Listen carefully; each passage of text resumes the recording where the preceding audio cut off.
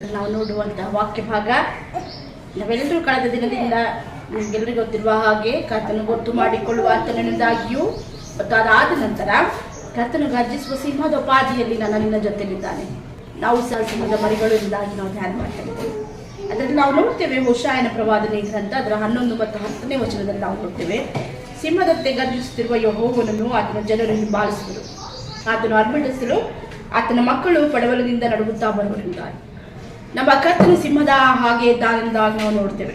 ಆತನು ಗರ್ಜಿಸುವಾಗ ಏನಂದ್ರೆ ಆತನ ಮಕ್ಕಳು ಆತನ ಜನರು ಆತನನ್ನು ಹೋಗ್ತಾರೆಂಬುದಾಗಿ ಸತ್ಯವೇದ ಹೇಳುವಂಥದ್ದಾಗಿದೆ. ಬೇರೆ ಕಡೆಯಲ್ಲಿಯೂ ಎಲ್ಲಿಯೂ ಹೋಗುವುದಿಲ್ಲ. ಆತನ ಮಕ್ಕಳು ಆತನನ್ನು ಹಿಂಬಾಲಿಸುವವರಾಗಿದ್ದಾರೆ, ಆತನ ಜನರು ಎನ್ನುವುದಾಗಿ ನಾವು ನೋಡ್ತೇವೆ. ಅದು ಯಾವಾಗ ಅಂದ್ರೆ ಆತನು ಗರ್ಜಿಸುವಾಗ. ಕರ್ತನು ಗರ್ಜಿಸಿ ಈಗ ನನ್ನ ಮಗಳು ನನ್ನ ಮಗನು ನನ್ನ ಹಿಂದೆ ಬರುವವರಾಗಿರ್ಲಿ ಎಂಬುದಾಗಿ ಆತನು ಕೂಗುವಾಗ ಆ ಸಮಯದಲ್ಲಿ ಅನೇಕರು ಆತನನ್ನು ಹಿಂಬಾಲಿಸುವಂತೆ ನಾವು ಗಮನಿಸ್ತೇವೆ.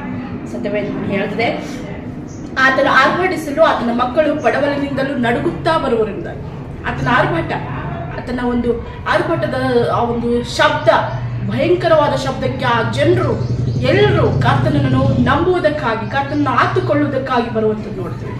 ಆ ಬೇರೆ ಯಾವ ಜನರು ಅಲ್ಲ, ತನ್ನ ಮಕ್ಕಳೆನಿಸಿಕೊಂಡು ತನ್ನ ಜನರನ್ನು ಕರ್ತನು ಕರೆಯುವಂಥದ್ದು ನಾವು ಗಮನಿಸ್ತೇವೆ. ಬೇರೆ ಯಾರನ್ನು ಕರೀತಾ ಇಲ್ಲ. ಇಲ್ಲಿ ನಾವು ನೋಡ್ತೇವೆ ಕರ್ತನನ್ನು ಹಿಂಬಾಲಿಸುವವರನ್ನು ಈ ಒಂದು ವಾಕ್ಯ ಭಾಗದಲ್ಲಿ ನಾವು ಗಮನಿಸ್ತೇವೆ. ಕರ್ತನಲ್ಲಿ ಪ್ರಿಯರೇ, ದೇವರು ತನ್ನ ಕೃಪೆಯನ್ನು ಅನುಗ್ರಹ ಮಾಡಿ ಆತನನ್ನು ಹಿಂಬಾಲಿಸುವಂತಹ ದಾಹ, ಆ ಪ್ರೀತಿ, ಆ ಒಂದು ಚೈತನ್ಯ ನಮ್ಮ ಹೃದಯದಲ್ಲಿ ಉಂಟಾಗಲಿ. ಹಾಗಾಗುವಂತೆ ಕೃಪೆಯನ್ನು ಕರ್ತನ ಅನುಗ್ರಹ ಮಾಡಿ. Hallelujah, amen.